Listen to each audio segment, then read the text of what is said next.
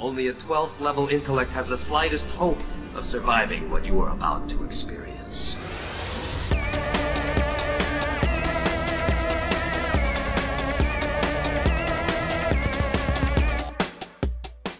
Comics 1000 is coming out pretty soon. That's a really big milestone for Superman. Yeah. It's like 80 years of publishing history for the character. And part of that involves Jim Lee doing a cover for the comic, and like he's putting Superman back in his red underwear. His red trunks. Yeah, we haven't it's not been confirmed whether that's like just this issue or just the cover, or it's gonna happen forever now or something, or quote unquote forever. It's like for the next little while. Exactly the same classic design, except he's got these little bracelets at the end of his shirt. He's got these, like, I don't know, you can see. His costume has changed like 3 times in the last like 2 years, so I don't know. I guess it's cool to see that because what are you doing? Clicking things and clacking around over there. I am. I don't know. Obviously I have a preference for the cartoon Superman, so I like the trunks because I don't think they look stupid on a cartoon. And the cover actually, it like reminds me a lot of the cartoon because it's got the like mostly black with like red highlights, you know. And I think that's what really worked for the cartoon. It wasn't just bright red. So it blended until in Justice a little more. League. Yeah, until Justice League, yeah. Oh, by the way, we're recording differently today instead of like the way we normally do it because we're going to have a guest on later. Do you want to talk about that and what we're going to talk about and stuff like that? So my friend Jesse Dellea is going to come on the podcast. He is like just a rabid consumer of Marvel content. Like he watches He's a rabbit consumer? Yeah, he's a rabbit. And he's from that one multiverse, right? Earth C minus. Yeah, he's he's with Captain Carrot. Right. Mm-hmm. So yeah, he watches everything that the Marvel Cinematic Universe puts out there, and there's a lot of stuff out there that I haven't had the time to watch, and so I'm looking forward to getting him on and kind of walking us through, like, now that the Marvel Cinematic Universe has been around for a decade, like how it's evolved and like what the side content is, you know, and everything like that. So it should be a really good conversation. Yeah, he's does he know a lot about Marvel in general, or is it just like he's just I just decided to start watching the movies and now I know everything about them? I don't think he's a big comic shooter. I think he reads like some of the big stuff, you know, like like he's probably read like Civil War, Old Man Logan and stuff. We can definitely ask him about that, but okay. I'm just curious. Yeah, that'll be later on, and we'll probably just do spoilers on everything because there's no way we're gonna be like, if you haven't seen Iron Man 2, sorry. Yeah, it might be a lot of stuff, like also if you haven't seen Runaways or you haven't seen The Punisher. Yeah, some of the newer stuff, which I haven't seen either. Yeah, so I'm probably just gonna end up being spoiled about it. But you know, it happens. But I'll try to put little if we talk in a cohesive enough way. I'll try to put little like, at this time in the description we talk about this movie. Mm-hmm. But if it's just all over the place, I'm not gonna worry about it. That remains to be seen. Yeah. So okay, news things. Gotham by Gaslight was out yesterday or a few days ago. By the time you're hearing this. I haven't seen it yet. Did you watch it? I did. I watched it last night. Oh, okay. Yeah. I liked it. I will admit that I don't remember the original comic. I actually don't know if I finished it. I have it. I have it on like a digital on Comixology, so I need to finish reading it. But it was a really cool movie. I enjoyed it a lot. It's I think it does stray from the original book. I feel pretty confident about that, but. Yeah, there's a big revelation at the end that no way it was in the book. So okay, it was cool. Well, yeah, don't tell me about it. Yeah, I'm not. But yeah, this was one where I kept saying in the past I got to read the book before I watch the movie, and I'll probably not because I have no time. But yeah, I'll watch the movie at some point. Right. I mean, the book's great. The creators involved, Mike Mignola and Brian Augustyn, are amazing. Yeah. But I think the movie strays a lot from the book, but in the good ways. Like I think it brings other Gotham characters in there who weren't in the movie or who aren't in the book. They're in the movie, like Poison Ivy and Catwoman. like they weren't originally in the book. So, but Catwoman's one of the biggest parts of the movie, and she's great. I was gonna say, that she's seems awesome. Like something that's just she's all over the trailers and stuff. Yeah. I was gonna talk about this article that someone sent us. I think it was Maddie about it's like an interview with Bruce Timm, and they're asking him about returning to, or how Batman and Harley Quinn was a like reunion of sorts of past voice actors and stuff. And there's a quote from him talking about, he says, "I don't have a burning desire to go back and make more BTAS style stuff. I mean, it was fun this one time. I hate to have to compete with the memory of the work I did 25 years ago. There's a lot of people who revere Batman the Animated Series, and anything I do now, people are automatically going to compare it to not just the actual show, but their memory of that show, the way that show made them feel back 25 years ago when they were 13. So it's really, really tough. Whether I'd go back and do it again, maybe we'll see." That's like almost exactly my thoughts, like what I had said in our Batman Harley Quinn review, is like, that's why people were so mad about the things they didn't like about Batman and Harley Quinn. This is off topic a little bit, but it's part of the and by no means are you suggesting he watched your video. No, because maybe. It's possible, but I doubt it. It's just kind of nice to know that that's how he feels about it too, considering there's been a few times in the last couple of years that I've been kind of iffy on Bruce Timm about, like, what are you doing, man? Yeah. But, like, he knew. I'm glad he's aware, like, he can't just bring back the magic or whatever, but it is cool to see that style and voice actors and blah blah blah. So I was gonna mention, as part of one of my news, that Bruce Timm has talked about wanting to do Superman Red Sun, as a follow-up, from the Elseworlds sort of thing. Like Gotham by Gaslight was one of the first Elseworlds books under that imprint, and Superman Red Sun is one of the like most renowned books. So it was written by Mark Millar. The original book was, and Mark Millar is the same guy who did Kick-Ass. He did Marvel's Civil War, Old Man Logan. Like, he's a really good writer. Superman Red Sun's one of the best Superman comics ever written. And I have a friend, my friend Nick, who may or may not listen to this because he likes this stuff. I don't know. Hey Nick, if you're listening, shout out to Nick. He has a Red Sun like metal, not metal, but it's made of metal. Like wall art. Oh, cool. That his father-in-law of sorts made for him a while ago. Nice. So yeah, I love Red Sun. It's got a really cool take on Superman, but also like Batman, Wonder Woman, Green Lantern are all really big parts of the story. And Lex Luthor, just like in the mainstream comics, he's president of the United States, basically fighting the Soviet version of Superman. So it's very a collision of ideals and minds and stuff, and it has one of my favorite endings that I've ever read in a comic book. Like, it was I think Grant Morrison gave it to Mark Millar, but it's this amazing ending where, like, full spoilers. I was gonna say, this is full spoilers. There's got to be at least someone that listens to this and every time goes, should I say it? God damn it! Oh my god! I love this ending. Like, if you don't want to hear it, like, skip ahead about a minute, but it's amazing. So Grant Morrison gave it to Mark Millar, and it's basically like at the end of the story, after everything's said and done, Lex Luthor basically wins and creates this amazing dynasty of Luthors that do amazing things for centuries. Like, he was president, he has descendants who, like, colonize Mars, or like figure out how to go, like, the first human to go into the afterlife and do all these amazing, like, scientific feats and research and stuff. But ultimately, like, as history goes on, it changes from like Luthor to like Luth-1 to like, and then it just ends up just becoming L, and then like he has a descendant called Jor-L, and it ends up like having this kid, and dying planet sends him as a baby in a rocket ship, and it's like a time loop. Like, instead of going from Krypton to Earth, Krypton was Earth, and it's like Superman's sent back in time and lands in like the 1930s. So it's suggesting that like that Superman is Lex Luthor's descendant of like millions of generations.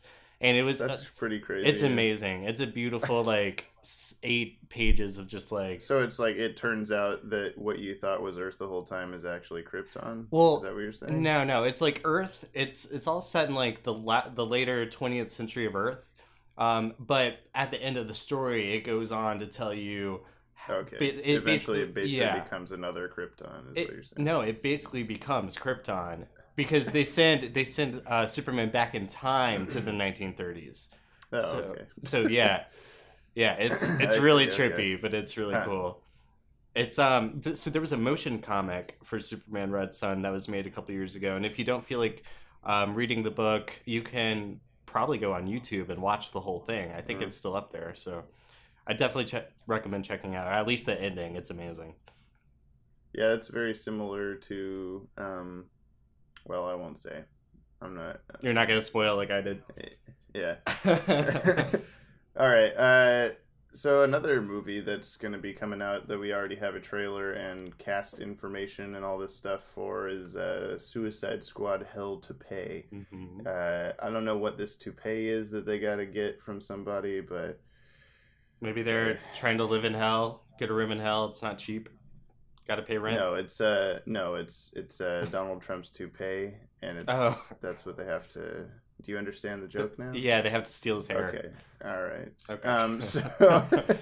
The trailer's not much because there's barely any like talking in it. There's just a bunch of action shots and some music, and it's kind of edited weirdly. Like I don't really know what to think about it. But I guess it looks cool. It's in the like new 52-ish DCAU kind of thing that we've been getting the last few years. I guess the last one was Teen Titans Judas Contract was the last movie set in that world. Yeah, I think so. And Justice League Dark. I guess I didn't look into this far enough before when this came out a few days ago, but the Reverse Flash is going to be in it also. Cool. He's voiced by the same guy that voiced him in the Flashpoint Paradox movie. Nice. So yeah, I think that's the first time that we've seen him since that movie. Mm-hmm. So it'll be interesting if they do anything like climactic with him, or if it was just kind of a cameo, or I don't know. Well, he's been in the Suicide Squad a little bit in the comics. Like I noticed that their team was a little different than the movie because they've added Bronze Tiger and Copperhead, which I think are great choices. Yeah, and then there's also like a lot of other villains who are going to be in the movie. Like I noticed specifically Knockout, who's one of the new gods of Apocalypse, and Scandal Savage, who's Vandal Savage's daughter. Yeah, the two of them had a relationship in Gail Simone's Secret Six book, and there's also the second lesser known child, Randall Savage. Who's, we gotta talk about Randall Savage. Looked upon in a very good light. Yeah. No. That was back in like his Genghis Khan days, and we just try to forget that happened. He's always Randall. Come on. Anyway, we should pitch a book to DC called Randall and Scandal Savage. Randall Savage is just like him. Just a really nerdy looking kid that like is trying to get by, but he's always overshadowed by his older sibling and father. All right, I was just going to talk about some of the cast members that I looked them all up to see if they were, involved in anything I cared about. Deadshot's voiced by Christian Slater, pretty famous actor. I shouldn't have to say stuff that he's been in, but one of my favorite Christian Slater movies is Alone in the Dark. It's a Uwe Boll adaptation. I'm being facetious because it's a terrible movie. Bronze Tiger. Billy Brown is Bronze Tiger. He's been in some stuff. I can't remember. I actually closed that tab already. Sorry, Billy Brown. Liam McIntyre is Captain Boomerang. He was Spartacus on the Spartacus TV show, and a few other things. He's done some. He was also Weather Wizard on the Flash CW show. Kristen Bauer Van Straten is Killer Frost. She looks like she was a main character on True Blood for quite a while, but I have never watched that, so I don't know. Gideon Emery is Copperhead. I was going to say Copperhead looks a lot more like, I'm a badass snake guy in this movie instead of like, I'm a weird guy in a big old Halloween costume. Yeah. Looks like he was a main character on Teen Wolf, and he was Anatoly on Daredevil. I think that's... Oh, yeah. I can't remember exactly what he did, but I recognize his face. Vanessa Williams is Amanda Waller. She was in the Shaft movie, the Samuel Jackson Shaft movie, and was on Ugly Betty for a long time as Wilhelmina Slater. I don't know what that is. Sorry.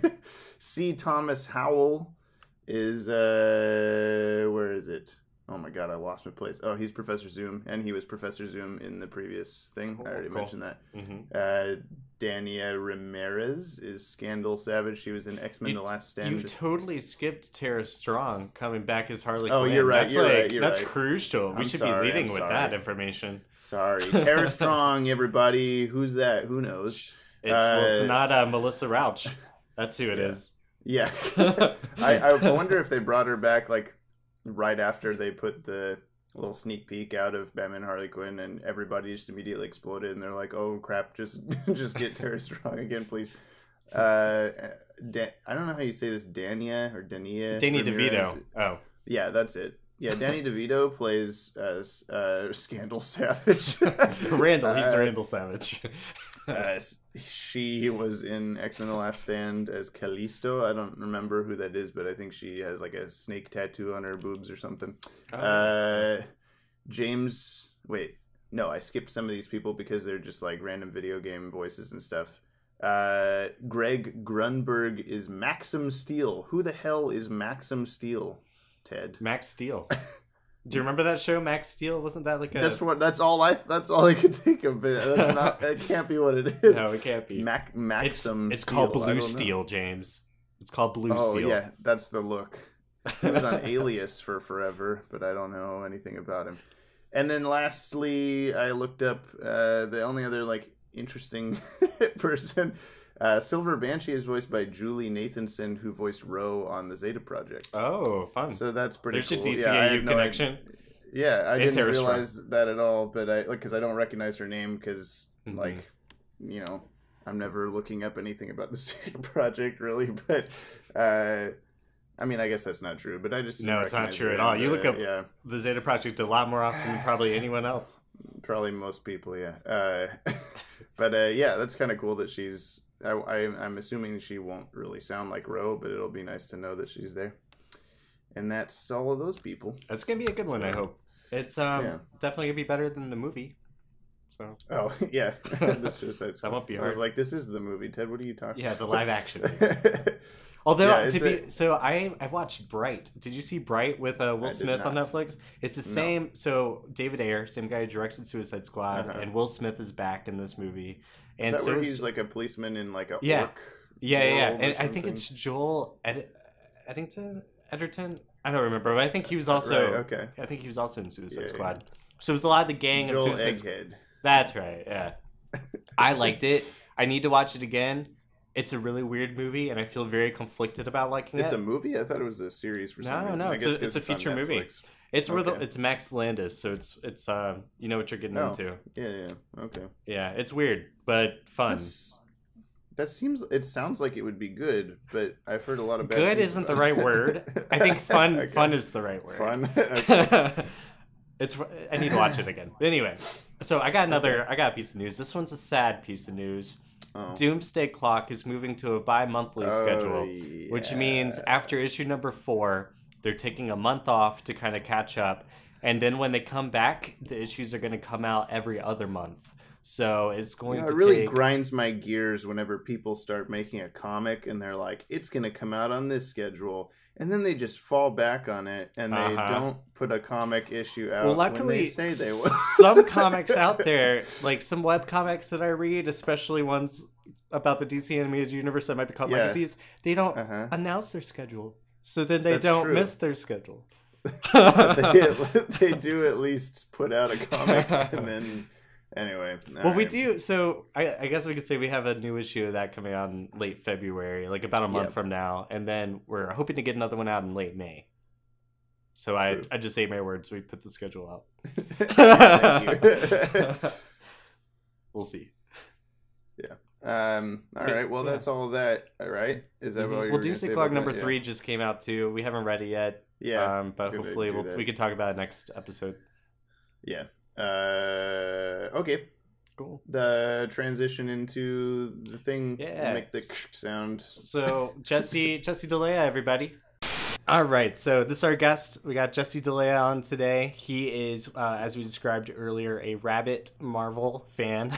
He consumes everything from all the movies, TV shows, and I'd say it's safe to say that life probably stops for him every time a new thing comes out. Would you say that's true? Yeah, I'd say that's pretty accurate. It's like, I don't want to go, I can't go on the internet because I'll get spoiled by something. Even a title of an article is like too much sometimes. So it's to avoid that, at all costs, you gotta go see it opening night. Why not? Or stay up all night and stream all 13 episodes on Netflix. Yeah, exactly. that too. I wanted to try to do that with Infinity War. I was like, I'm not gonna watch the trailer. I'm just gonna have no idea. But then everyone was, you have to watch the trailer. So I was like, okay, I guess I will. And then I did. That's a good trailer. So that comes out in May, right? Yeah. In early May. It is 100 days away. They just released something on Instagram. Wow. Yeah, 100 days. That's a nice number. Yep. I was like, that's kind of cool. It's a good fact to throw out there. Yeah, and that's like the culmination of like the last decade of Marvel movies. Oh, seriously. I know. It started with Iron Man 1, Robert Downey Jr. in 2008. Now it's 2018.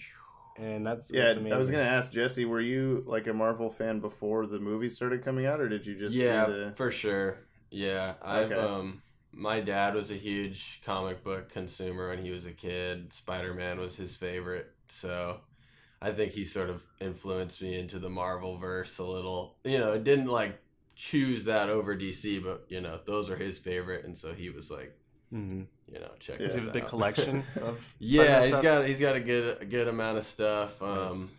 Just like from all that he's just kept, because he's like, oh no, this will be worth something someday. I'll keep them around. Never know.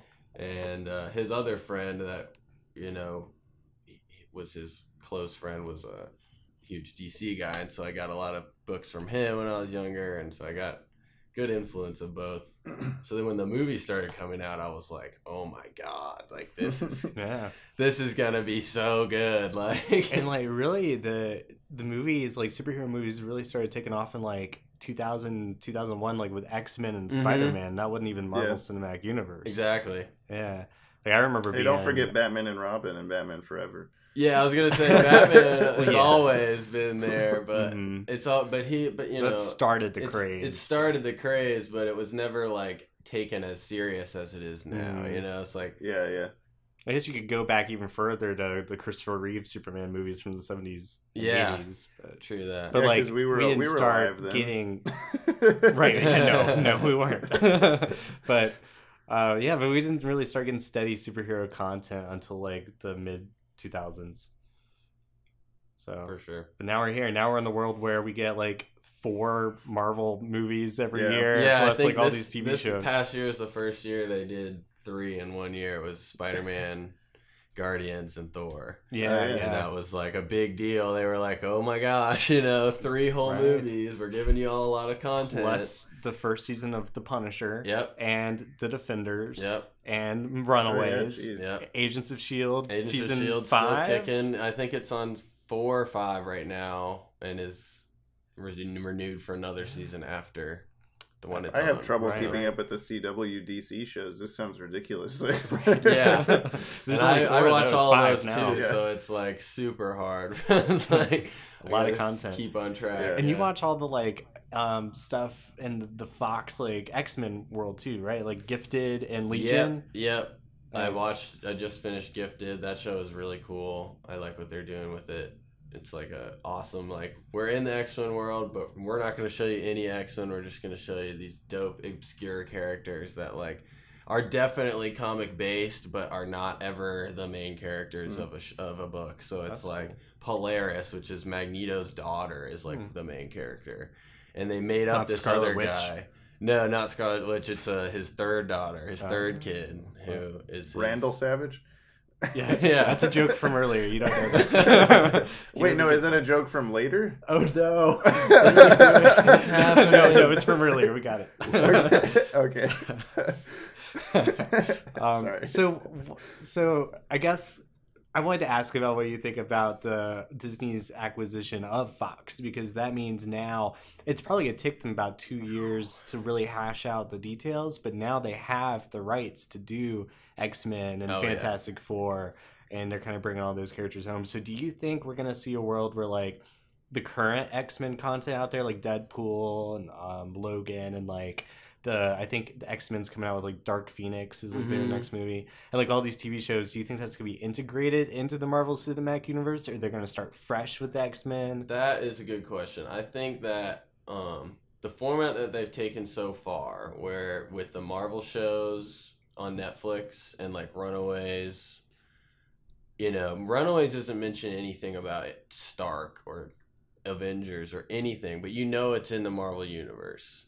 What kind of stuff do they mention in that? Like they don't mention they don't say anything that actually definitively connects it, but it's been confirmed that it's part of the same universe, which is cool because it sort of opens up this, if they do want to connect everything, they could have it be a different universe or like, a different Earth or a different timeline or whatever it is where mutants are.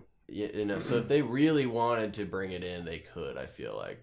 At the same time, I think it would be really cool to start fresh with these new characters. Even if it is in 10 years, if you could get like a new X-Men cast and I don't know. It's unfortunate that they just started doing these cool new X-Men people, and then it's like 2 or 3 years later they have. Isn't there already a Dark Phoenix like promotional image where she's got her hair on fire and all this stuff? I think so. Oh yeah. They're like in production of that movie. Yeah, so that's for sure gonna keep going with. And like I really like her, and I like those characters, and I like those actors, and I want that to keep going, but I just don't.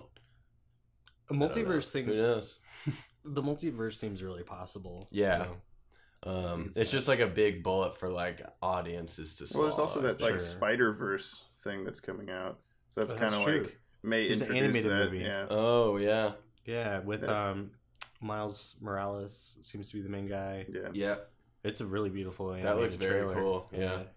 Looks super well. And that Venom movie is supposed to have a cameo by Tom Holland, Spider-Man. Yeah. I saw that he was like on set at least as, if Peter, not Spider-Man, at least as Peter Parker. I think he's supposed to be the Peter Parker Spider-Man in that world. Pretty cool. So maybe that's like a weird tangentially connected to that world. Like maybe they're not gonna try to step on anyone's toes while still doing their own thing. Yeah. It's a really weird gray area now for these. For Spider-Man stuff specifically.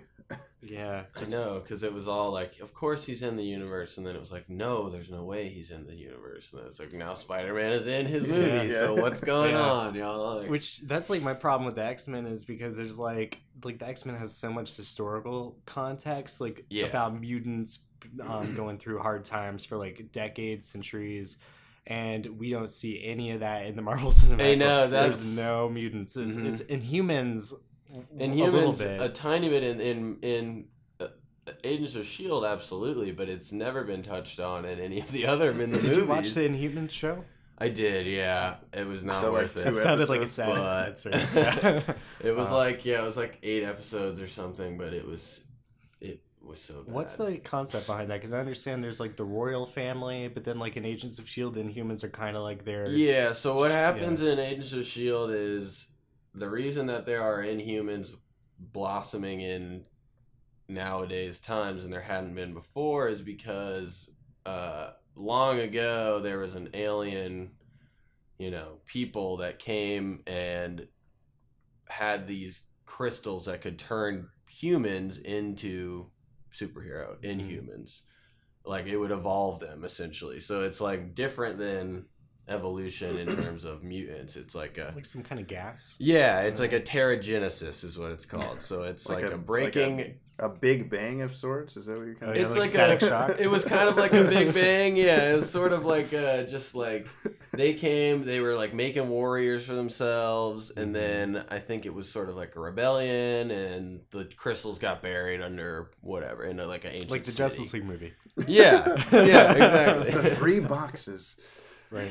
Exactly, the 3 boxes. But it was so anyway, so the reason that there are Inhumans now is it's like there's the genes or whatever have been passed down through generations of Earthlings, but now the crystals just got discovered again, and so now some bad guy recently took them all and put them in fish oil pills, and they were like consumed by everybody in the entire world, not knowingly, you know. Right. And all the Inhumans in the world sort of are coming to life. Yeah. This is all in the Agents of S.H.I.E.L.D. And this is all in Agents of S.H.I.E.L.D. And so like that season 3? This is been the last season or so, like, and then season 3 essentially. After the whole Hydra shit, all of that stuff with the Captain America stuff. When it tied in, it like totally was Winter part Soldier of yeah. So it was all after that. What else has like Agent of S.H.I.E.L.D. kind of like weaved in and out of since then? So they have the last season they entered in Ghost Rider, which was super cool. Was he involved as an Inhuman? He was not an Inhuman. He was just totally own thing. They like did it totally the perfect way. It was like Johnny Blaze was the Ghost Rider and then gave it to him. Yeah, but it was like literally like the same exact animation. You know, the dude had a bullet hole in his skull, which is like the iconic thing from the Johnny Blaze Ghost Rider, and his head was like a normal person's skull. And then it's like this new guy, Robbie Reyes, is the new Ghost Rider in the comics, and he's Hispanic, and so he has a cool ass like Dia de los Muertos skull when he turns into the Ghost Rider, and they totally brought it over onto the show too. And it's like he has a car instead of a bike, and it was like they did it super, super well. And they've like mentioned him a couple times, which means like he has potential to come back. I mean, he's like the same level as Punisher in terms of like grade of superhero in the Marvel universe, comic wise, you know, like not super well known, but like good superhero. Good enough. You get your own movies in like the early 2000s. Exactly. And so I don't know. It's just like he could totally. I don't know. My goal is to see all the Netflix and all the Agents of S.H.I.E.L.D. come into a movie at some point. That would be amazing. Like, I remember in season 2 or season 3 of Agents of S.H.I.E.L.D. there was this hashtag that they kept posting. It was saying "It's all connected." Hashtag It's all connected. And I'm like, bring that shit back. Like have it come back and be like, it's all connected. We got you. Like we renewed it for another season because they're gonna be in Avengers 4 or something. I don't know. It'd be great to see him in the background of Infinity War. It would just be so cool. We're not gonna get that though. Like even just like a little montage of like everyone in New York, like the Defenders and Ghost Rider and like, Punisher, whoever's all in New York, like looking up at the sky and being like, oh man, and there's another invasion. Yeah, because otherwise it'll just be them talking for the next 3 seasons about the other incident. Yeah. Wow, remember when we weren't there? Right. That happened? We did Where nothing. Were we? Yeah. I was in court that day. I couldn't make it out to fight Thanos. Whoops, sorry. Yeah. I don't have Spidey sense. I didn't see the. I didn't see anything going on. Daredevil was like, bro, like I don't know. No one told me. I didn't see it. I'm blind. Yeah, there's people have like photoshopped in Daredevil and Jessica Jones and all those people into like Avengers group shots, but it always looks too fake, so it's never like cool interesting enough. Yeah. I remember the first episode of Agents of S.H.I.E.L.D. Like, there's this guy. He eventually becomes oh man, I'm having a mind blank. What's his name? The cyborg guy. Oh yeah, Deathlock. Yeah, so he eventually becomes Deathlock, but in the first episode, he's like wearing this yellow jacket, and he like hops into this apartment building and saves this kid, and then like just the way he's dressed, it's like, is that Luke Cage? Oh is he gonna be Luke Cage? Because just they totally, like, I think they totally did that. Yeah, shit on purpose. Super low budget Luke Cage, but he ends up becoming Deathlock, so that's like that was a funny change. But, yeah, I totally forgot. I've only ever watched the first like 2 episodes of Agents of S.H.I.E.L.D. like 5 times, trying to watch the whole show. I don't know. I just can never get past it. Yeah, it's super cheeseballs for the first season, and it's like they're just building all these character connections, and then it's like they totally flip it around on you and like Game of Thrones you, and It's intense. Like there's like one of the main guys is like working for Hydra the whole time, and then it's like he totally screws him over. It's pretty. I don't know. I've gotten connected with it just because the characters themselves are intriguing, and like I follow the actors on Instagram, and they're all just like It's the same with Walking Dead. It's like they are a family on the set and off, and it's like it's cool to see. And Clark Gregg, like, he's great. Amazing. He's so funny. He's just like the perfect character. So, do the Avengers know he's alive? No, and that's like something that they keep like because they're secret agents. So it's like, Shield is a thing, but it's like they're not a thing because they're like secret, and he is like technically in charge, but not really because like if he was, they would know about it. But like Nick Fury is still in charge, right? Nick Fury is like gone. Nick Fury's like not part of it at all. What was the last time we saw Nick Fury? He was in Winter Soldier. He was in he was in Ultron. Yeah. And he was in Civil War, maybe? Probably no. I don't he wasn't in Civil War. No. I know he's definitely going to be in either the next Avengers or this. I hope so. Because I'm pretty sure he's in Captain Marvel, too. Oh, okay, cool. Yeah, because that's going to be back in time. Yeah. It's going to be in the 90s. I think it's going to be how he gets his eye. Yeah, that's what I was going to say. Oh, that's cool. That'd be fun to see. I was going to say something about, Ted, you mentioned the... Like, we didn't see any mutants, even though we keep seeing like throughout history and stuff, and there's nothing. Yeah, there's gonna be a bunch of that'll keep happening with like there's supposed to be Skrulls in Captain Marvel and stuff like that. There's like they're gonna have to keep adding in like this was also happening that you didn't know. Yeah, they're just gonna keep going back, filling in gaps. Seriously, because like this, I can't believe they're doing the Skrulls in that because that is like a huge crazy thing in the comics where it's like every superhero is you don't know if they're a Skrull or Secret not. Invasion, and it's just like it's crazy, man. It's just like you have no idea. It's like they find out Elektra is one, and then they're like, "What?" Like Spider-Woman. Shit.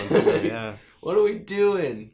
And it's like but they're not going to be able to do that as like a big Infinity War level event. No, it'll have maybe to be eventually. Like they took care of it in the 90s. Don't worry about it. But then they come we have back. one in Area 51, and that's it. Captain Marvel's gonna be fun. Is that the first movie? So I know we got Black Panther coming up next, right? That's in like a month. Man. That's in February. Woo! Yeah, that's like 20 days away or something. Nice. It's gonna be so good. Yeah. So how many days? I do like you're like. I don't know the days on that one. But is Ant-Man and the Wasp like the this first year? Post Infinity War movie? Yeah, that's the first Captain Phase Marvel's? 4. No, Ant-Man and the Wasp. Oh, okay. Yeah, and that's another one they've gone back in time to show. Like they went back in the 80s to show the original Ant-Man, original Avengers, and Michelle Pfeiffer. Like Michelle Pfeiffer is going to be the original Wasp. Which is really cool. She was Catwoman in Batman Returns. Cool, very cool. Yeah, so she's probably lost in the microverse or whatever. Oh yeah, they're gonna go get her. Hell yeah. She has 8 lives left. It's okay. Yeah. It's cool. So we got Ant-Man and the Wasp. Is that coming out this year? That's like later in the year? That's after the second Avengers Infinity Wars, which is in like 2019. So it'll be like 2019. What do we have coming out in the fall? In the fall for Marvel, that's a good question. I don't know what they're doing. I don't remember. I have no idea. I'm trying to either Captain Marvel or something. Maybe that's it. Else. Time for James to look it up while you talk about other things. Yeah, Phase 4 though is gonna be insane. Like I still have this theory that when Marvel announces Phase 4 in like it'll be San Diego Comic-Con, 4. they're gonna have the 4 be the Fantastic Four logo. That would be I'm waiting for it. Yeah, I can see that's too easy. That would be super cool. Yeah, if it ended with the Fantastic Four. They have a lot of time to get to it because I know it's gonna have Spider-Man: Homecoming 2, Guardians 3. Yeah, Doctor that's Strange all that I'm seeing. 2. Spider-Man's gonna have like Captain 3 Marvel. solo movies. I Yeah. think, ultimately. Yeah, they're gonna do a trilogy with him. Mm-hmm. Hopefully, they bring Miles Morales in. Yeah, like after all is said and done. For sure, and Norman Osborn, because Is there like a Black Widow thing there is a Black Widow gonna happen movie. too? Good. But I don't know if that's definitely not this year. Yeah, they might just be doing Black Panther and Avengers this year for the movies. Well, Avengers is gonna get them bank, so they're gonna do Jessica Jones for sure. I think is season 2. Season 2. Oh yeah. Yeah. Something else. So I never finished The Punisher either. I was trying to watch it one night, and it was like 3 a.m. It was really late, and that's a loud show. There's so much gunfire in that show, so I felt bad for watching it. But like, it's so late, like it's so loud. I had to stop watching it, but I want to finish it. It was probably, I don't know. I don't want to say it's my favorite Marvel Netflix show, but it was really, really good. I really liked it. Nice. Yeah, I'm like halfway through Defenders, and then I gotta watch all of Punisher after that. So, John Blumenthal, that's his name, right? Like in the second season of Daredevil, Barenthal, yeah, he's awesome. Yes. Second season of Daredevil. Yeah, he's a really good cast for that character. Mm-hmm. Looks like him. He's got that kind of worn-torn face. Yeah, but he also does embody the character well as well. He does, yeah. He apparently walked around New York for like a whole day, like as a homeless guy, just to get in the zone of like feeling alone and shit. He was like, I'm just gonna get really lonely and like depressed and angry and walk around New York City and with a hood on and just. Did he mail his co-stars used condoms? Because then he's not as good. No Jared Leto. Not going hard. Yeah, not going hard enough. not hard enough for condoms. Okay. Ooh. Sure. I read that this is like nothing to do about Marvel, but the British Parliament has created a Minister of Loneliness to help with public health issues. That's a real position, the Minister of Loneliness. Is that another title for Phase 4 Marvel movies? Yeah, the Minister Spider-Man 2, Guardians 3, the Minister of Loneliness. That's great. It's a little-known character. Yeah. Guardians 3 and the lonely man ministry. So, yeah, where do you think Marvel's gonna go next? Like from Phase 4 and beyond. Like obviously we have a bit of an idea of the movies coming up, but like I don't know. Like after Infinity War, like what do you think it's gonna lead up to? Like Galactus or something with like Fantastic Four? If they bring in Fantastic Four, then that would be the next thing I could see happening. Again, though, it's like, what do you do after Thanos? You know, like Galactus eats worlds, right? Does he eat universes too? He eats worlds. I don't think he can consume a whole universe, depending on how they portray him. If they make him a big dumb cloud, then it might be like they did with Parallax in the Green Lantern movie. If they make him into a big dumb cloud, it might be easier to get rid of the universe. But I don't know. Yeah, I think that they have so much potential to grow, especially with like all the movements politically and whatnot that are happening in the world. And it's like there's all these new characters in the comics, like. The new Iron Man is this like teenage black girl who Ironheart. like and she's like the smartest. She's smarter than Tony Stark and built her own suit or some shit. And like that's why she's Ironheart. And doesn't Captain America have like a new one too? Yeah, Captain America is now Falcon. It's like the guy who plays Falcon, Sam Wilson, is also Falcon, but he's Captain America. Isn't there like a woman also though? There's a woman Thor right now. Oh yeah, it's that's right. Jane Foster. She has cancer and she's like gonna die if she doesn't have the hammer, and she's like also worthy. So, and Thor right now, his name is Odin's son because he's not Thor because he's not worthy of the hammer.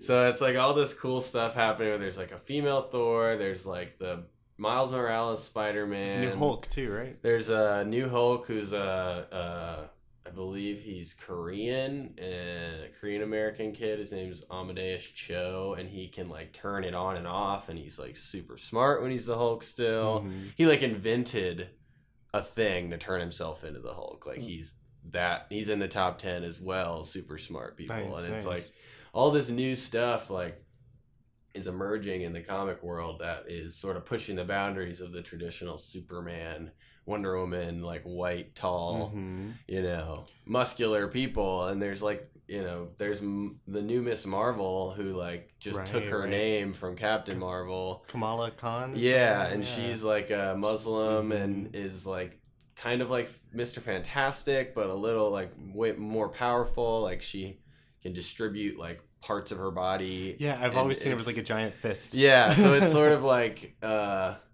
she can like change the density of it too. So it's not just getting bigger; it's like actually heavier. Yeah, so it's, I don't know. She's a super interesting character.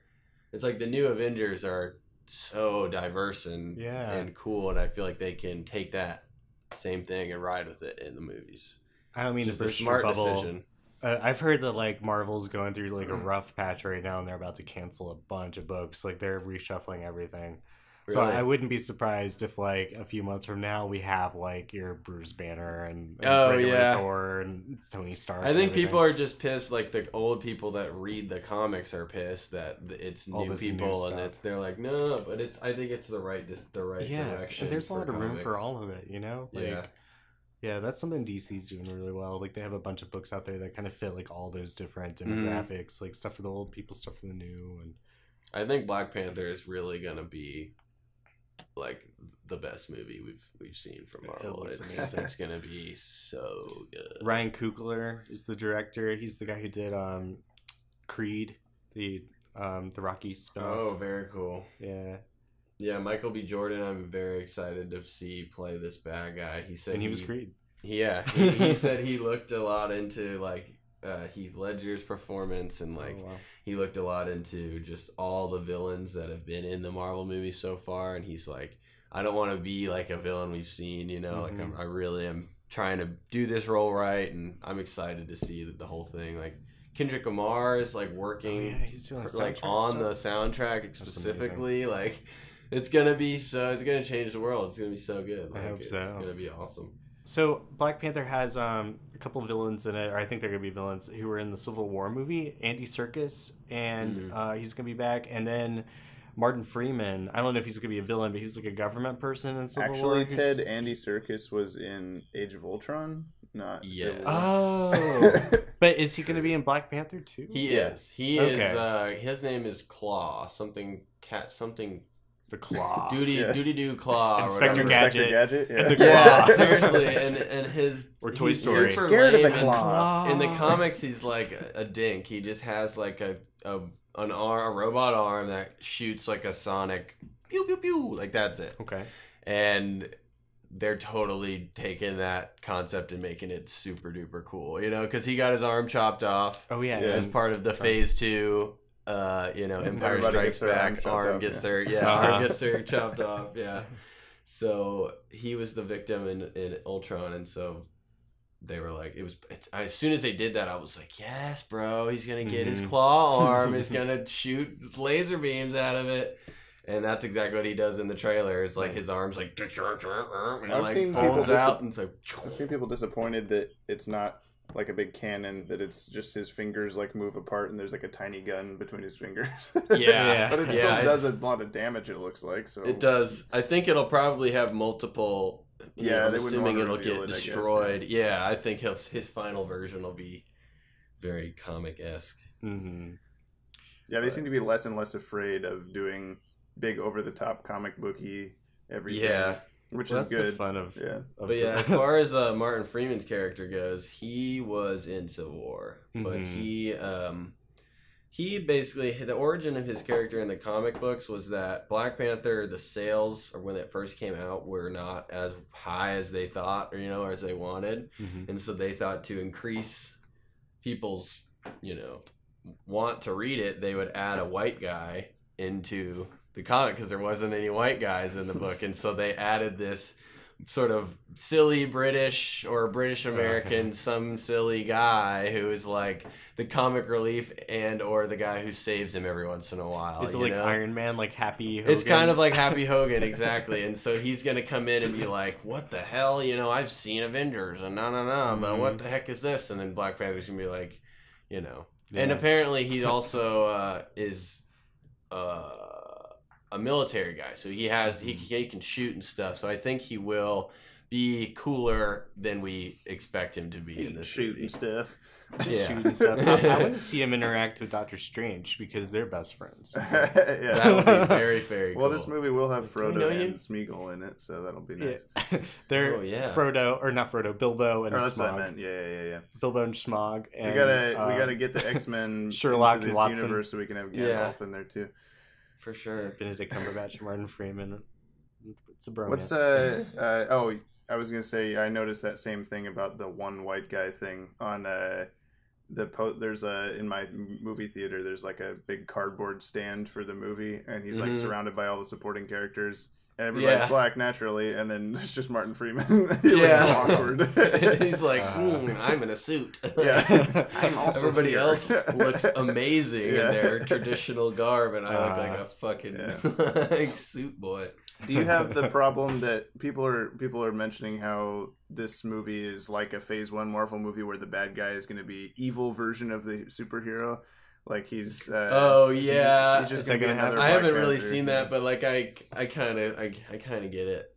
But I mean, ultimately there'll be multiple bad guys. There'll be the Claw guy, there's going to be I think what it's going to end up being is like the Killmonger guy, the Michael B. Jordan guy is the obvious villain, but I think it's going to end on a note of, I'm the king and I think everything's fine, but there's going to be something, brewing in the background. He's got to have some Infinity Stone there in Wakanda. Right, that's what I'm waiting for them to drop is the last stone. And then that's why everybody's there in the trailer for Infinity Wars because they're going to get it. They're all protecting it. That's like I'm waiting for that to happen. Or have it be because the whole origin about the reason there's vibranium in Wakanda is because in the comics is because these aliens crashed a long time ago. They had all these it was like a meteor crash of vibranium in their They have ships. little gems that give people superpowers. Is that That's what gems do, James. You work out long enough and you get super strength. Yeah, that's what gems do.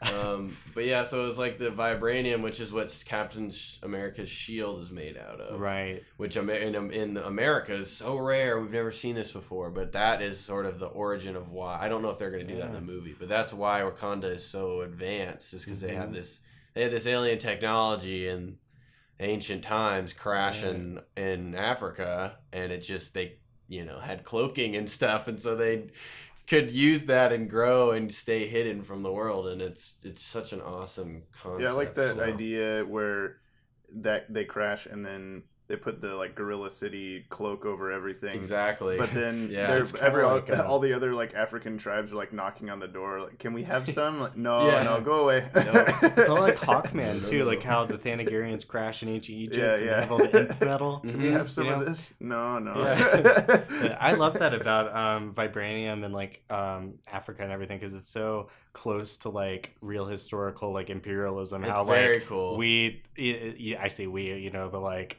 white people went over to Africa and like basically took all their resources from the country. So it's nice to see like an alternative world where they got to keep it. I think what it's gonna sort of ultimately come to is like, Wakanda is gonna become more of an open country in the end and be more, I don't know exactly what's gonna happen, but I feel like it's gonna end up because he's the new king. He can do whatever he wants, and it'll be this decision between do I stay traditional and keep us a secret, or do I help the world with our technology, sort of? And it's gonna be do I be the Black Panther or do I? Hopefully both. Yeah, and that's what it is in the books is that he's still the king. But he's also Black Panther, so it's like he's not as much like as Batman as much as he is like, also in charge, has to do things, like not Aquaman. like Bruce Wayne has to do things. Yeah, like Aquaman, sure. Yeah. The Aquaman, I mean, how hard is it to rule a bunch of fish? Yeah. You just talk to him. There's people in Atlantis. That's also in like a big dome that's hidden from people, so. I like the way they did it in Justice League, how they have them talk to each other. They have to create like little air bubbles. Yeah. Just so that we can like actually hear them talk underwater. Was great. It's like we can't actually talk underwater. That makes sense, Do you think, Jesse, there's going to ever be a Namor movie? Oh man, The Submariner. Submariner. Submariner. Namor. The Yeah, Submariner. Ted says things wrong. Get used to it. I say things wrong all the time. You know, Spiderman and Spiderman was my favorite. The Avengers. God, Namor, I don't know. If they ever bring in the Fantastic Four, then absolutely, because he's a huge like villain / like anti-villain sort of weird, kind of like Black Adam or something. Yeah, like him and Invisible They both Woman got the have a Spock hair and thing. the pointy ears. Yeah, he looks a lot. He's very Spock-like. He's very much like, you know. Well, I think I'm technically better Spock than you. is Namor-like. Yeah, Spock is Namor-like. Sure. But I think if they do, that would be a really cool thing to see, is because there's a part where she leaves Mr. Fantastic to go be with Invisible Woman? Yeah, Invisible Oh, Woman.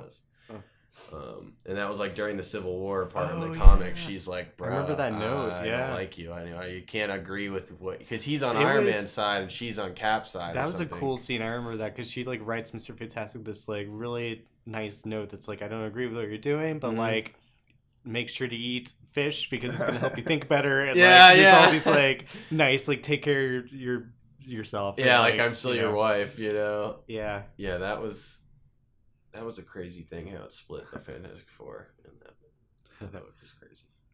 Yeah, well now that I actually think Namor is a weird character. I think the rights to his character's still like tied up in some weird stuff. Oh, I think you're right. Yeah. So I don't know if he got brought over with the recent purchase of Fox. Yeah. But we'll see. Yeah. I do have like a short list of things that I'm super excited to see happen. Nice. In either Infinity Wars or whatever else, the next couple movies. But the first thing on the list is Spider-Man on Hulk's back. Just riding him? Just riding him. Just like, you know, the shot is going to be them all, like, ready to go, and Spider-Man's going to climb up over his shoulder and be like, let's fucking do this. It's like, that's like, that, it's going to happen. To Luke Skywalker. Yeah, it's just going to be like, dude, what's up, bro? Like, I've always wanted to be on your back. Like, this is awesome. I feel something that's happened, or is it just something that you just... That's an iconic shot, yeah. Like, okay. That's like he's just the kind of guy to climb on anything, and Hulk is so big that he could climb on his shoulder and be on all fours on just the shoulder muscle, you know, like it would be possible. I feel the same way with DC, like Justice League. Like we got to see a shot with Adam standing on Hawkman's shoulder. It's right? Yeah, it's the same thing. It's like the Ant-Man on the Arrow shot. Yeah, like that's there isn't a shot without you Google Hawkman or Hawkeye and it's the shot of Ant-Man on the Arrow. Like that's the next thing on the list is Hawkeye meeting Rocket Raccoon, and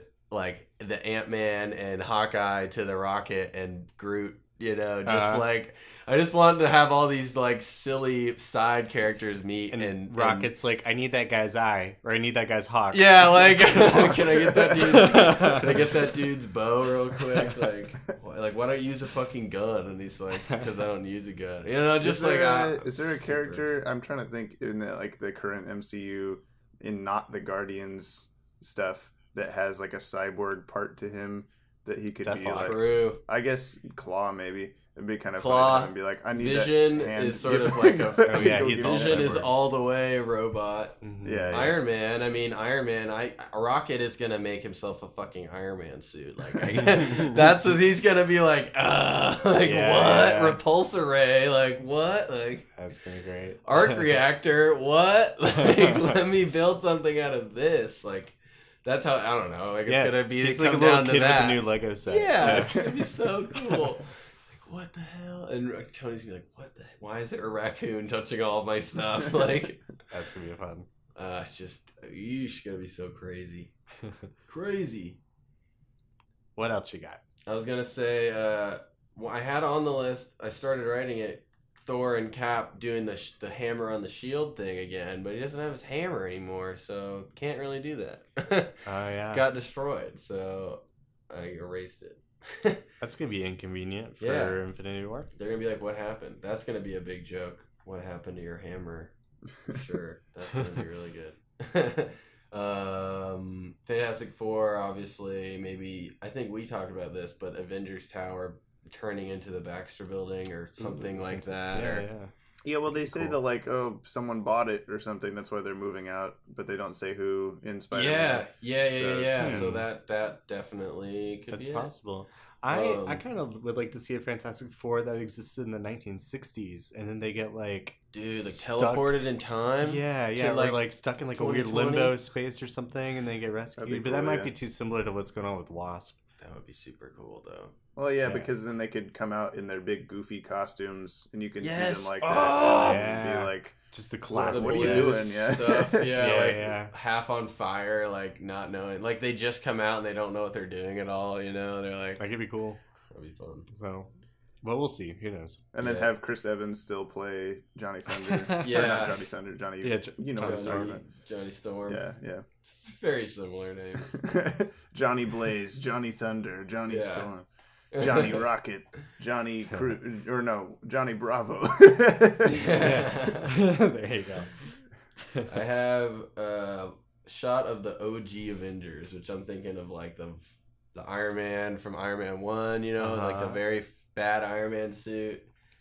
Thor, Wasp, Giant Man. That's like those are like the OG, the original. Which would be I don't know if they could just like have one shot of it being Iron Man and Thor or Iron Man and the Hulkbuster or something like that. So it's sort of the same vibes or like that old clunky suit. Like that's the original Iron Man suit, but I don't think they would do that in the movie at all. But I just want to see a shot of those four people would be really, really cool. Because I'm pretty sure Wasp is definitely in the movie. Like, I think she's already been. I think that's safe to say.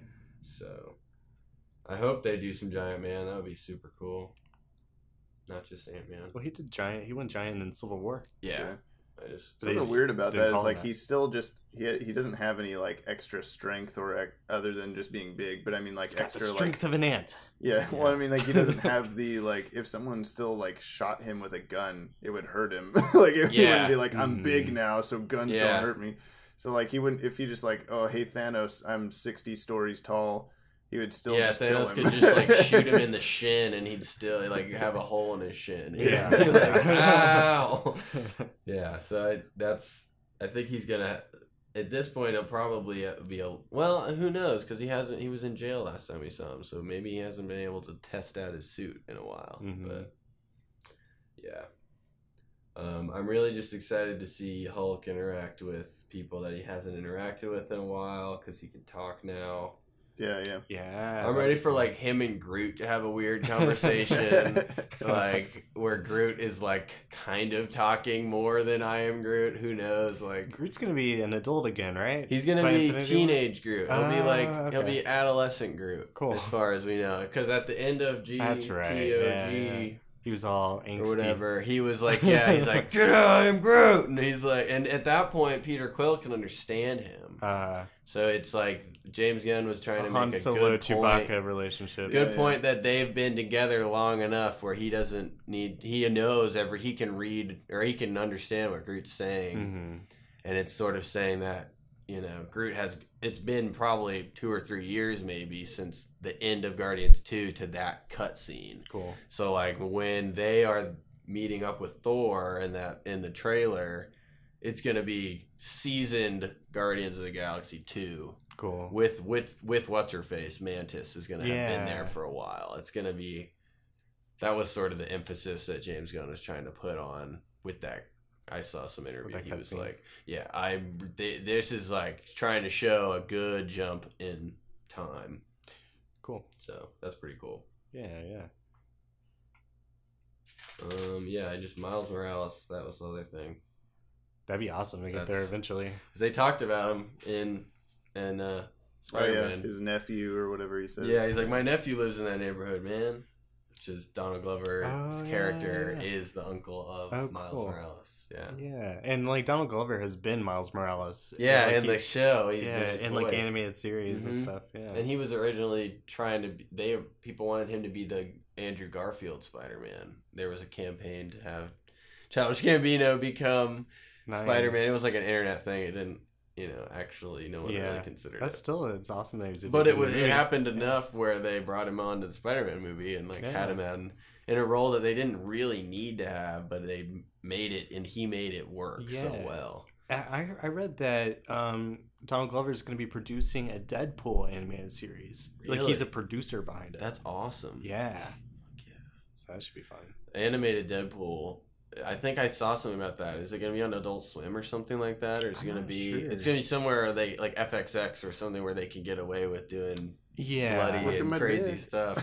Probably FXX since it's Fox. Like Archer or something. Yeah, I bet that sounds right. I bet it's on that channel. That's cool. Oh, that's going to be cool. Speaking of that, Deadpool 2 is going to be amazing. That comes out this year. That's another in the mix. Right. And I think the X-Men movie is coming out this year. Not sure. Which may be something that's coming out for Marvel, at least in the end of the year. Yeah, I know like X-Men has definitely gone through production. Jessica Chastain's the villain. And oh, really? Yeah. I think it's like the Ishtari. Does that sound right? Ishtari? Is that a thing? Is that a... It's some sort of the word. Yeah, right. It sounds like a thing. In the X-Men movie you're talking about? Yeah. It's like, because I know the X-Men have like aliens and stuff. Like there's this one alien woman who is in love with Professor X. Oh, I think that might be her. That's cool. That might be it. Yeah. I didn't read anything. I just thought I knew it was the Dark Phoenix. That's all I had seen about it. I am really excited about that though. The way they ended it with everybody in the costumes was so cool. Like at the end of the last movie when it was like they're in the danger room and Mystique is like, yeah, like we're the X-Men now, and she's got a costume. It looks just like her comic, and Nightcrawler's costume is exactly the same as the comic one with the like shoulder spikes and the red and black. Oh, so cool. That'd be awesome. Freaking out. Yeah, so Deadpool 2 is one that I don't think got a whole lot of like, obviously Disney bought Fox. I don't think they're messing with Deadpool 2 that much, which is really nice to hear. They're keeping the R rating. Yep. And they definitely, I mean, they've seen what the potential of an R-rated superhero movie is, and I feel like are going to use the momentum of Deadpool to make a branch of R-rated, whether it's a Punisher movie or whatever it is. It's going to be someone else who's they can get away with doing some gruesome stuff where it's not like Iron Man, chopping somebody's head off. It's going to be nothing for the sake of it. Some ninja guy or something that I can't think of at the moment who's going to be super cool to come out. Like Moon Knight or something. If they did a Moon Knight movie and he just come out, they'd have to do it bloody and crazy like that, because he's insane. No one remembers the Prowler. I always want to say the Prowler. That's Donald Glover's character is the Prowler. Oh, you're right. You're right. No, okay. Really. I forgot about that. He comes back in the comics right now. Like Peter Parker is almost like Tony Stark level. He has his own Parker Industries and everything, and so he has to go out. Except he's more like Batman because people don't know who he is. Yeah. And so he has to sometimes be Peter Parker and have the Prowler pose as Spider-Man for him. Okay. And that's happened before him recently in the comics. He's been like, yeah, dude, I'll hire you to be Spider-Man. Because there's the other Spider-Man that people know about. So you can't have little Spider-Man be big Spider-Man's costumes. They'd be that's the little Spider-Man. You ain't fooling me. That's little Spider-Man. That's the other guy. That's the new Spider-Man. Oh, that's the right size. Yep. That's right Spider-Man. You're not Spider-Man, Peter Parker. You're clearly right here.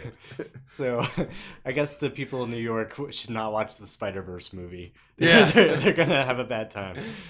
They're like, oh no. I've noticed that at least currently the only DC live action movie next year is Aquaman, and it's not till December. And I wonder if that's they know that Infinity War and that kind of stuff is going to be way more Star Wars level. Or stay away from that they part just of don't the even want to compete. I have high hopes for Aquaman though. I think it's gonna be good. I think he was one of the best parts of the I have high hopes for it too. I just think it's funny how they're not doing anything until December, and Marvel's got at least 20 things. That might be a good place to stop it. It's been fun. Yeah, that was awesome. Yeah, Jesse, thanks for talking Marvel. For sure. Hey, we're back. A dinosaur story. That's a good movie. That's a great movie. I haven't seen that in a long time. That's all that comes to my mind every time I say the phrase, we're back. We're back. Yeah. All right. It's time for comic relief. I'm trying to think of anything that I've been reading. I can start first then. I just, Sure. I've been catching up on the Batman Beyond Rebirth stuff. And so I recently read issues 14 and 15, which is written by Dan Jurgens, I believe. Let me... Yes, it's written by Dan Jurgens with art by Phil Hester. So Dan Jurgens is known for like The Death of Superman. He created Booster Gold. He's great. And then Phil Hester was the artist on Kevin Smith's Green Arrow run. And I've always thought that he had a style of art that was very reminiscent of the DCAU anyway. So he's a perfect artist to have on the Batman Beyond book. So this arc is called something about payback. The last payback. Or something I don't know, but it's this about guy doesn't know anything. It's about the Royal Flush Gang. So it's like King has come back, and he's. I saw the cover for that the other day. Yeah, like the Return of the Royal Flush Gang or something. Yeah, and it's just like who cares? But so he's like he's missing half his family because like 10 has quit. The original Jack is gone, and Queen. So now it's just King and his like robot ace, and then he got himself a new Jack who looks like the old Jack, but he has heat vision. So that's weird. Yeah.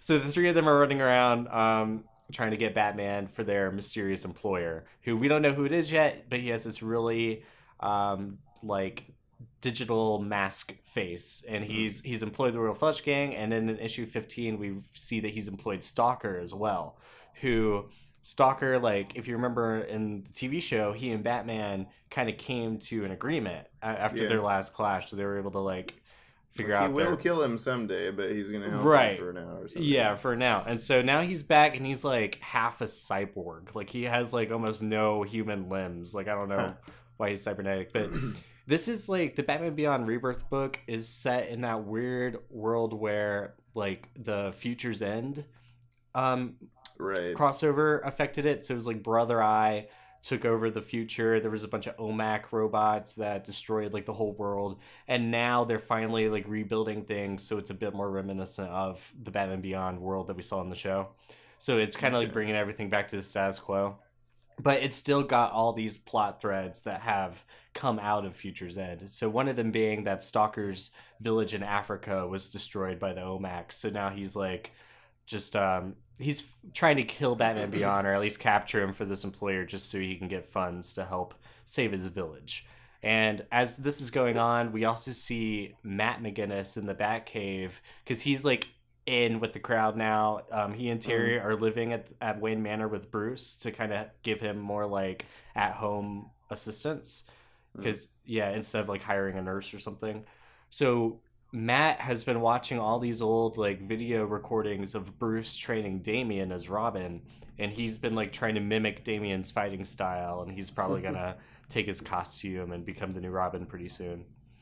Yeah, I saw that in the news that he was gonna be doing that. And I was just gonna say, I think it's cool that Batman Beyond has a title in all this Rebirth stuff. Yeah, because like it's just a kind of a cool legacy of the DCAU that he continues to thrive. People are always, Harley Quinn is like the best thing to come out of the, like it's always like people are always pointing at her as they forget like, Batman Beyond.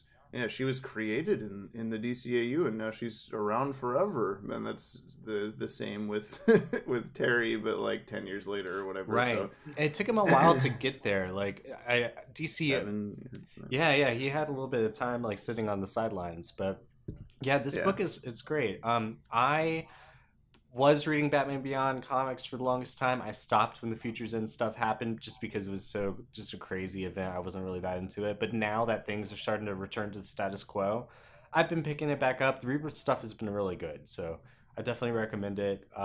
There's a lot of stuff with Dana, too, that seems to be leading up to what we saw in the epilogue episode. She knows Terry is Batman, and she's still trying to make it work. So that's a really cool dynamic that we're finally getting to see that play out. Yeah.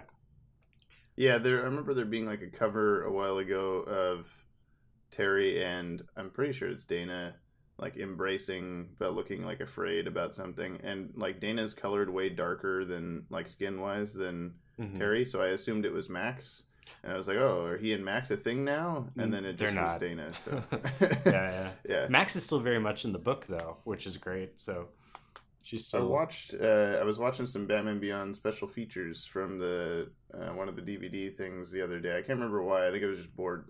But always a good thing to do when you're bored. Yeah, I guess they were talking about two of the things that we've brought up now. One is that there was some episode, I think, that they didn't do it. It was an episode they wanted to do, but they never got to do it, and it was Terry. Like they're talking about, they're complaining to each other. There was like a little, Bruce Timm and Glenn Murakami and a couple other people like sitting in a room talking, and they're just talking about how they wanted to do an episode where Terry actually makes it to a date with Dana. Like he's always missing their dates and blowing her off and stuff. Yeah. And how the whole episode would just be whatever Batman shenanigans he has to get into that are keeping him from getting to the date, and then he actually makes it at the end, and that's the end of the thing.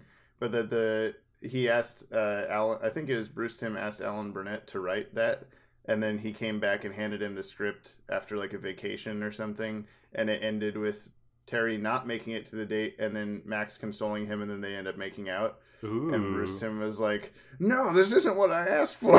They were like really upset about it. And there was another one about where he, with the Royal Flush Gang, where he catches up to them and like not like grabs 10 off of her card or whatever, and is like talking to her like, "What the heck? I thought you stopped doing this. What are you doing?" And then pulls off her mask and it's a different person, and that and 10 has actually become queen, and now there's like a new that's cool. like generation of them or whatever, but that didn't happen either. That's still a good idea. It could happen in the comics. Yeah, let's take some ideas from that. Well, if we ever get that far. Yeah, no. Don't really have a whole lot of plans to like elaborate on the Batman Beyond era in our webcomic sometimes. Yeah, but probably won't carry it on too far. The only thing that I really have read comics wise recently is I talked about before. I read the Justice League War, or not Justice League War, but like Origin, New 52 debut book, and then when I was done with that, I was like, okay, time for the second volume. It must be the Atlantis stuff. It's the villain's journey. Movie. Yeah, and I was surprised, and I was thinking the whole time in the first like half of it or so, I was thinking like, why did they go to do the Atlantis one after why didn't they do this one first? And then I like got to the end and thought like, oh, because this is kind of boring, and like there's not much that happens. I guess it's not. You mean the Atlantis boring. Are you talking about Throne of Atlantis or the Villain's Journey? Villain. Yeah, Villain's Journey is like a little. It's about the guy, the writer who wrote the book about the Justice League. Like, because he's featured in that first story arc. Right. It's just as a person, and then like he gets. I forget his story exactly. I know he gets corrupted, and like there's like some ties into the. Do you see that coin? That weird coin with like the 3-eyed demon thing on it? Oh, I don't know. Oh, maybe I'm making that up. I don't know. His family gets killed when Darkseid comes, so then he goes to like a ancient like tribal mountaintop and says like, "Oh, please help me!" And then the spirit people, they turn him into a weird craggly rock monster. Yeah. And it was like, it wasn't uninteresting. It was just like I understood why they didn't make it into the thing, is because it was like. It's uneventful in the grand scheme, I guess. It doesn't really mean it. It's just like it would be a good like episode of Justice League or something, but not right. I think there are some like threads that are going to lead into the Trinity or the Trinity War stuff and like Trinity of Sin, but it's not anything that's like super consequential. So it's This the Villain's Journey thing made me think like, I wonder what the criteria is like. It's not a real thing. It's like an ethereal. It's an idea. What the idea criteria is for creating like a new villain. Yeah, for Justice League. That will like stand the test of time. Like that one didn't. No, but that's what I'm saying is like I guess you just never know when you strike gold or whatever because like the Joker, the Riddler, Starro, the Conqueror, Despero. They're all still around, but you're never gonna see. I can't even remember his something Graves. You're never gonna see him again, probably. I don't know. Yeah, you never know. Yeah, it's a weird one. I always thought that origin of him like going up the mountain and asking for help, kind of that whole element of it was really close to what Grant Morrison did in his JLA run with Prometheus, because it's a really similar thing, except with a little more of like the anti-Batman in there, because Prometheus came from like his parents were crooks, they got killed by cops. He goes on like a world-spanning journey like Batman, winds up finding this Tibet temple that has this like key to the Phantom Zone in there, and that's kind of how he gets his power. So it's a really similar origin story in that aspect. Mm-hmm. But yeah, I mean, like, I was just gonna say, it made me think that when he goes to the island or mountains or whatever it is where he goes, it's like it's a mashup of like a bunch of different ideas. Like it's Batman Begins. It's that, but it's also like Nanda Parbat. It's like Kunlun and the Iron Fist. It's like all these different things, and then also the like weird like Indian god things that are like, here's your family ghosts. They look like they could have stepped right out of the source wall. Like, very, and they got a bunch of like Kirby crackles surrounding them all the time. Mm-hmm. So it's probably old gods then. Yeah, maybe. So I don't know. Yeah, that's always fun. That's all I got. Yeah, I was gonna say like you think about like the Justice League's villains, like the ones that have endured over the time. Like a lot of them were in the first couple of books, like the first like 1960s Brave and the Bold and the first JLA books. Like characters like Despero and Starro and like the Key. These are people that we see popping up all the time, and so there's that history to it. And the Key even made a cameo in this book, like and it was the very like creepy long-haired like 90s version. Oh yeah. So that was kind of cool to see. I like that one. That's another Grant Morrison thing that he did. Yeah. I'm only familiar with those characters because of that like Ultimate Guide book that I had that when I was like 10. Well, now you've got the actual comics now. Yeah. Those are some of my favorite Justice League comics ever. Like that whole run that Grant Morrison did in the like mid 90s, it's just amazing. Yeah. So. Yeah, even though I've not read it, it's in my brain as associated with the same like era as like the cartoon and stuff. So I need to read that because I'm sure I'll like it. I keep wanting to, and then I go like, well, I'm already on this path of reading up to Darkseid War. I should probably just keep going. I mean, it probably won't confuse you or anything, just because it's a totally different continuity. It was like decades apart, like 20 years apart, you know. I'm not the kind of person that the Bat embargo was for. I'll understand that there's multiple Batmans and multiple everybody. Well, it's been a fun episode. I just saw my guest. We're if you want to. I actually do have some letters. Do we have time to talk about those at all? Or... Let me answer the door real quick, and I'll just tell we're finishing this up real quick. Okay. All right. This is weird continuity because we already talked to this guy, but now he's here for the first time. How does that happen? We do like comic recommendations and stuff for the podcast. Sweet. So I'm just finishing it real quick. Cool. And then we'll have you on. No worries, you're good. Sweet. All right. Hi. Yeah. You can't hear me, but That's hi. Okay, we'll say hey in a second. Cool. Okay. Let's finish it.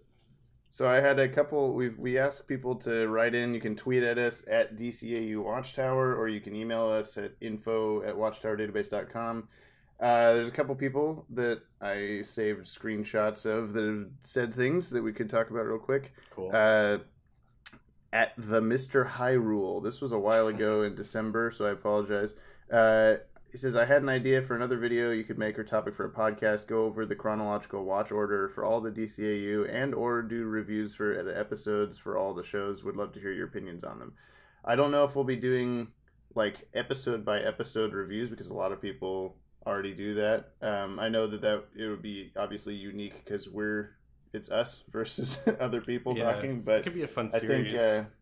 I think we can think about that if like there's a week where there's nothing amazing that happened. We might. I'm sure that there's specific episodes we could go on for quite a while about. So maybe is the answer to that. The Comics Kid 2099. That's comics with an X. He says, you guys remember in the Savage Time when Green Lantern tells alternate Batman that he's known them for years, even though the team had only formed that season? Any theories on that? Is that worth discussing in the podcast? Love you guys. Keep up the good work. So that's the last episode of the season, though. Yeah, so of the first season. This is definitely a Maddie question. Yeah, I've thought about that a little bit in terms of who is standing there when Green Lantern says, we've known you for years. Green Lantern might have known him for years. Yeah, it's possible that he's met Jon Stewart. We know he's met Hawk Girl in the past at some point because in Secret Origins he's like, "What's she doing here?" or whatever. He's known Superman for years for sure, and then Wonder Woman, I guess, just doesn't count, and Jean just doesn't count. But Flash, Flash was in the Gotham Adventures comics, at least once. So I think all the people except for the two people that are obviously brand new to the scene, Jean and Wonder Woman, I think they all that would work just fine. It is a weird comment to make, but it is. but I have thought about it. So. I guess it works for Batman just because he has been around the longest. So they've probably known about him for years at the least. Yeah, or he's known about them for years for sure. So yeah, that's a good question though. Yeah, we might come back to that. And then the only other thing, this is from Jacob Johnson on YouTube. He left a comment and says, Static did meet Shaq in one episode. Shaq once played Steel. Does that mean Shaq knows who Steel is? Does everyone know who Steel is? I hadn't thought about that before, but that's pretty funny. I would assume that... don't they... He's not like really keeping his identity a secret in that heavy metal episode of Superman the Animated Series. No. But I just like if I would assume that this version of Shaq, even though in the Static world is probably supposed to be the real Shaq, has not played Steel in the Steel movie. I mean, maybe he did. Yeah, it's just there's just a Steel movie in the DCAU. There's an in-universe movie about That's Steel. A weird, played by Shaquille Weird, O'Neal. like inception of continuity. Yeah. Yeah. I like that. All right. Well, that's that. We've touched on those things. We'll have more time to talk about those like letters sort of segment. I'm stealing that from the Weekly Planet, but we'll call it something else because we'll the Watchtower fan mail or mailroom or whatever. Mailroom. We'll find a Watchtower-y word for it. Thanks for listening to the podcast. Again, we're at DCAU Watchtower on Facebook, Twitter, and Instagram. Patreon.com/JTS Entertainment. If you wanna throw us a couple of cents, that'd be nice. I would love you forever until you decide to stop doing it. You get at a certain level, you get a cool. I draw you a picture. So you know. And if you're listening to this, I have drawn one half of your picture now. And this was 5 days ago, so I might have drawn the whole thing by the time you're hearing this. We'll see. Shout out to Trey. Yeah. That's that, I guess. Yeah, anything else to say, Ted? No, that sounds good. We'll see you next time. Yep. Bye-bye, everybody.